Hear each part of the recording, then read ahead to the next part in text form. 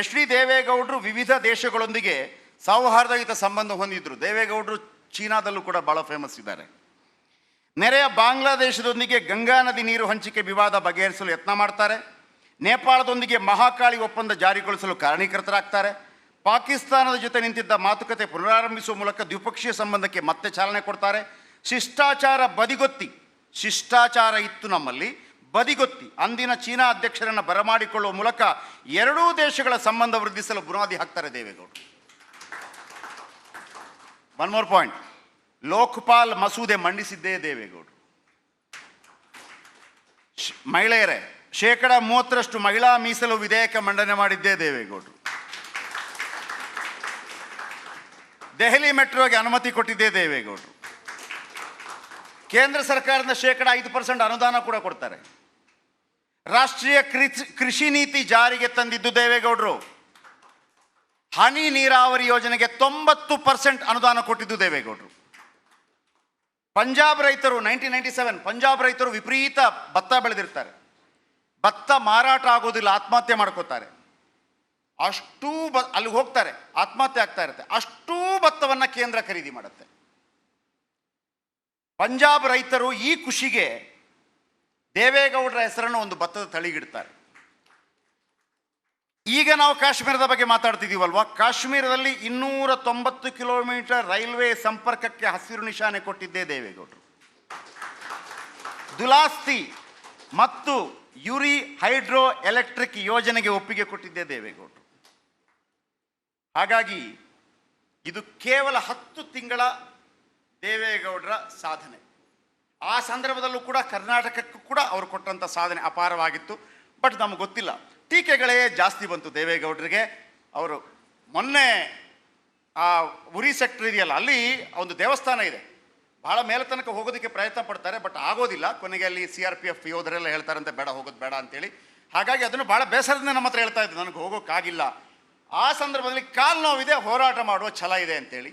ಆ ದೇವೇಗೌಡರನ್ನ ಕಾಶ್ಮೀರ ಹೆಂಗೆ ನೆನಪಿಟ್ಟುಕೊಂಡಿದೆಯೋ, ಭಾರತ ಹೆಂಗೆ ನೆನಪಿಟ್ಟುಕೊಂಡಿದೆಯೋ, ಈ ಕರ್ನಾಟಕ ಯಾವ ರೀತಿ ಮುಂದೆ ನೆನಪಿಟ್ಕೊಳ್ಬೇಕು ಅದನ್ನು ದೇವೇಗೌಡರು ಹೇಳಬೇಕು. ಮತ್ತು ನಮ್ಮಂಥವರಿಗೆ, ಅಂದರೆ ಈ ಕರ್ನಾಟಕದ ಕನಸಿನ ಕರ್ನಾಟಕ ಹೇಗಿರಬೇಕು ಅಂತ ಯುವಜನತೆಗೆ ಹೇಳುವಂಥ ಮಾತನ್ನು ಕೂಡ ದೇವೇಗೌಡರು ಹೇಳ್ತಾರೆ ಅನ್ನುವಂಥದ್ದು. ನಾನು ತುಂಬ ಟೈಮ್ ತಗೊಳ್ಳೋದಿಲ್ಲ, 10 ನಿಮಿಷ ಮಾತ್ರ ಅವರು ನಮಗೆ ಟೈಮ್ ಕೊಟ್ಟಿರೋದು.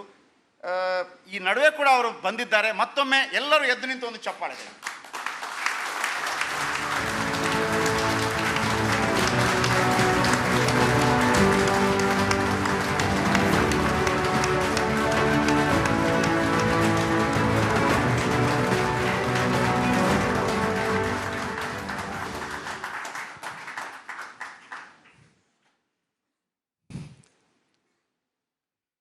ದೊಡ್ಡಗೌಡರು, ದೊಡ್ಡ ಕನಸು. ದೇವೇಗೌಡರು ಮೊನ್ನೆ ಒಂದು ಮಾತನ್ನು ಹೇಳಿದ್ರಿ ನೀವು, ಕಾಶ್ಮೀರಕ್ಕೆ ಹೋಗಿ ಬಂದಾಗ. ಕಾಶ್ಮೀರದ ಜನ ನೆನಪಿಟ್ಕೊಂಡಿದ್ದಾರೆ, ಕರ್ನಾಟಕದ ಜನ ಹೇಗೆ ನೆನಪಿಟ್ಕೊಂಡಿದ್ದಾರೆ ಗೊತ್ತಿಲ್ಲ. ಕೆಲವು 10 ತಿಂಗಳ ವಿಚಾರವನ್ನು ಹೇಳಿದೆ. ನಿಮ್ಮ 64 ವರ್ಷದ ರಾಜಕೀಯ ಜೀವನದ 10 ತಿಂಗಳು ಅಂದರೆ ನನ್ನ ಪ್ರಕಾರ 10%, 5% ಬರೋದಿಲ್ಲ ಅದರಲ್ಲಿ. ಹೇಗೆ ನೆನಪಿಟ್ಟುಕೊಳ್ಳಬೇಕು ನಿಮ್ಮನ್ನು ಈ ಕರ್ನಾಟಕ, ಮುಂದಿನ ಜನಮಾನಸ?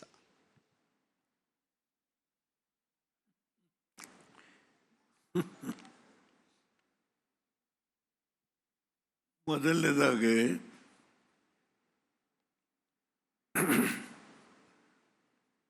ರಿಪಬ್ಲಿಕ್ ಟಿವಿ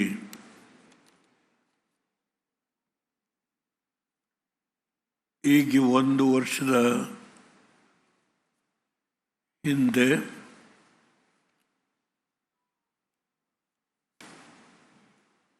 ಕನ್ನಡ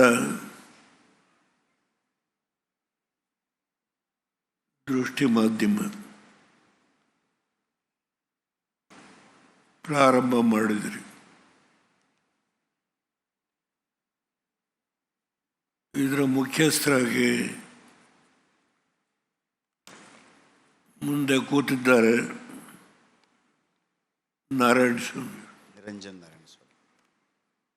ನಿರಂಜನ್ ನಾರಾಯಣ ಸ್ವಾಮಿ.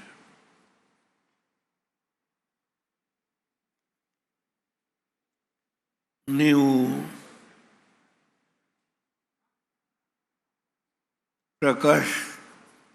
ಜಯಪ್ರಕಾಶ್ ಶೆಟ್ಟಿ ಜಯಪ್ರಕಾಶ್ ಶೆಟ್ಟಿ ಅವರು 2ನೇ ಸ್ಥಾನದಲ್ಲಿ ಈ ಒಂದು ಸಂಸ್ಥೆಯಲ್ಲಿ ತಾವು ಕೆಲಸ ಮಾಡ್ತಾ ಇದ್ದೀರಿ.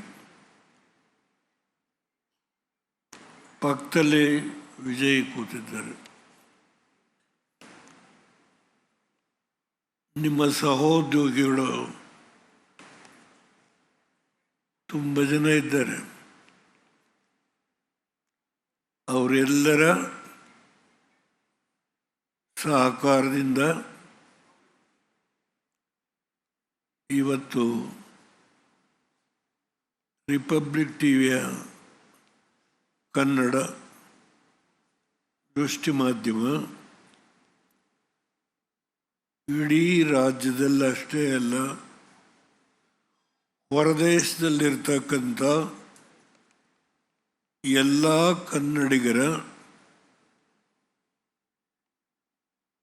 ಗಮನವನ್ನು ಸೆಳೆಯುವ ಅತ್ಯಂತ ಶ್ರೇಷ್ಠ ಕೆಲಸವನ್ನು ನೀವು ಮಾಡಿ.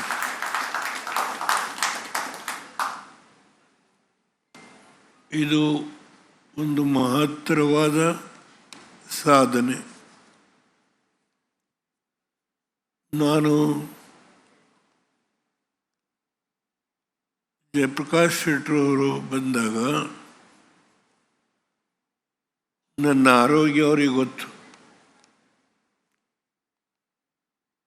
ನಾನು ತುಂಬ ಹೇಳಿದೆ ಬೇಡ ಅಂತ. ಇಲ್ಲ, ನೀವು ಬರಲೇಬೇಕು. ಅದಕ್ಕೆ ಮುಂಚೆ ಸುಮಾರು ಅರ್ಧ ಗಂಟೆ ಪ್ರೋಗ್ರಾಮು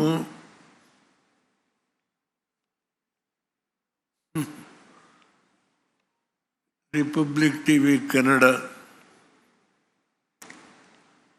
ದೇವೇಗೌಡರು ಕಿಂಚಿತ್ತು ಏನು 10 ತಿಂಗಳಲ್ಲಿ ಕೆಲಸ ಮಾಡಿದ್ದಾರೆ ಅನ್ನೋದ್ರ ಬಗ್ಗೆ ನಾಡಿನ ಜನತೆಗೆ ತಾವು ತಿಳಿಸ್ಲಿಕ್ಕೆ ಪ್ರಯತ್ನ ಮಾಡಿದ್ರಿ.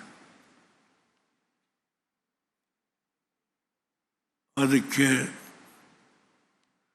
ನಿರಂಜನ್ ನಾರಾಯಣ ಸ್ವಾಮಿ ಅವರಿಗೆ, ನಿಮಗೆ ಮತ್ತು ವಿಜಯ್, ನಿಮ್ಮೆಲ್ಲ ಸಹಪಾಠಿಗಳಿಗೆ ನಾನು ತುಂಬ ಆಭಾರಿಯಾಗಿದ್ದೆ.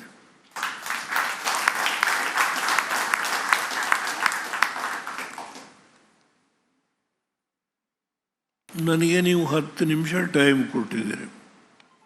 ಇಲ್ಲ, ಬೇಕಾದಷ್ಟು ಕೊಡ್ತೀವಿ. ನಾವೇನು ನಿಮ್ಗೆ ಟೈಮ್ ಕೊಡೋದು? ನಾನು 10 ನಿಮಿಷ ಪೂರ್ಣ ಬಳಕೆ ಮಾಡ್ಕೊಳ್ಳಲ್ಲ. ನನ್ನ ಆರೋಗ್ಯದ ಪರಿಸ್ಥಿತಿಯಿಂದ ಅಲ್ಲಿ ನಾರಾಯಣಗೌಡರು ಕೂತಿದ್ದಾರೆ. ಬಹುಶಃ ಅವ್ರ ಪಕ್ಕದಲ್ಲಿ ಮುಖ್ಯಮಂತ್ರಿ ಚಂದ್ರನು, ಸರಿ ತಾನೆ? ಸರಿ ಸರಿ. ಏಕೆಂದರೆ ಭಾಳ ದಿನ ಆಯಿತು ನಿಮ್ಮನ್ನು ನೋಡಿ. ಮತ್ತಲ್ಲಿ ನನಗೆ ತಮ್ಮ ಪರಿಚಯ ಆಗಲಿಲ್ಲ, ಕ್ಷಮಿಸಬೇಕು. ಬಾಕಿ ಎಲ್ಲ ಸ್ನೇಹಿತರುಗಳ ಹೆಸರು ಹೇಳಲಿಕ್ಕಾಗಲ್ಲ. ಆದರೆ ಒಂದು ಮಾತನ್ನು ಹೇಳ್ತೀನಿ. ರಿಪಬ್ಲಿಕ್ ಟಿವಿಯವರು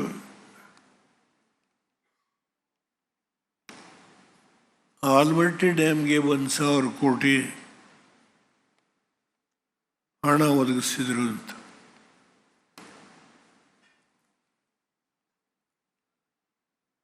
ಈ ದೇಶದಲ್ಲಿ